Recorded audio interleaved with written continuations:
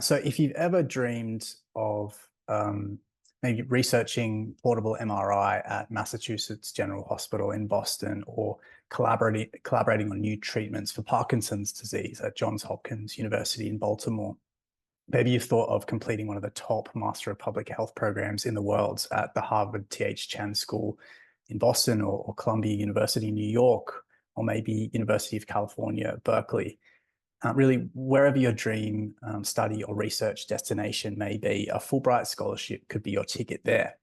Our program facilitates some of the most transformative research and educational experiences available anywhere in the world. We've offered funding for Australian citizens to undertake master's degrees, PhD research, postdoctoral or short-term collaborative research programs in the United States for over 75 years now. So before we go into the nuts and bolts of the program, I'll just talk a little bit about our history on the next slide. So broadly speaking, the aim of the Fulbright program is to enhance bilateral relations between Australia and the United States. But behind that broad remit is a really fascinating origin story. The program was established in 1946 by a US Senator, Senator J. William Fulbright, who had this incredible idea to essentially turn swords into plowshares. So following the Second World War, Senator Fulbright, he saw the destruction that happened during the war and resolved that he would do everything possible to never see that happen again. His idea was to use the sale of surplus war armaments sitting around the world after the war to fund programs of educational and research exchange between the United States and allied countries. So essentially, funding productive exchanges, through the destructive power and negativity of war. He as a Rhodes Scholar, Fulbright truly believed in the power of global educational exchange to mitigate communication issues between countries. He really believed that investments in international education rather than ammunition were the best pathway to peace. And thus he created the program. And since the Fulbright program was established in 1946, it's grown to become the largest bilateral exchange program in the world, now operating between the United States and over 150 different countries.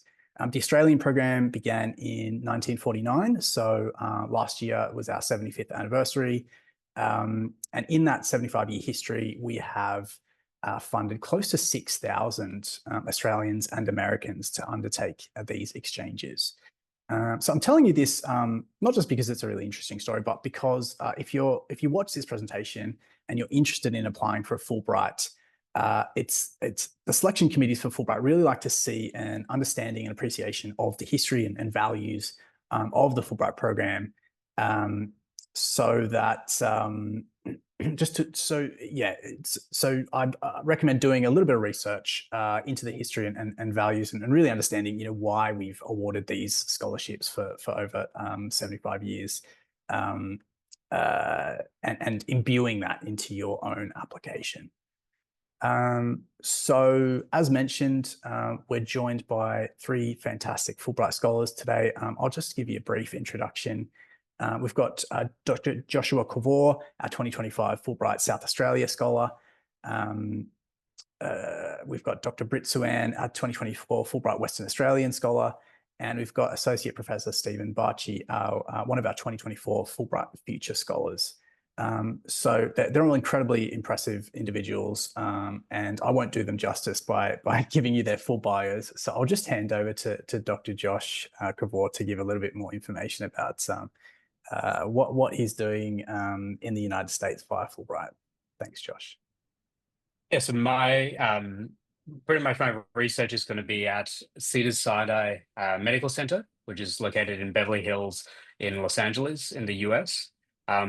It's under the Dr. Andrew Hung lab, which is a sort of a world-leading lab that does research in AI and robotic surgery. I'll talk a bit more detail about that a bit later, but I'm really grateful for the opportunity. Thanks so much, Josh. Now let's hear from Dr. Britt Suann. Hello, my name is Britt. It's a pleasure to be here. Thanks for inviting me. I'm doing a master's degree here, so I'm in Boston at the moment, halfway through my Master of Public Health. I'm in the health policy cohort, but I'm also doing a concentration in child protection. Yeah, as I said, I'm halfway through, so there's lots to talk about, but I'll pass on to Stephen for now. Thanks so Hi, much, everyone. Britt. I'm Stephen. I'm doing research at the Massachusetts General Hospital and Harvard Medical School. And I imagine that everyone's in the middle of a shift at the moment because it's during the day. So we're going to try and be relatively sharp about our slides here and let you ask some questions at the end. Because I think that, we're kind of case studies or case reports, as it were, and you can kind of look at our stories and see how it transposes to your life.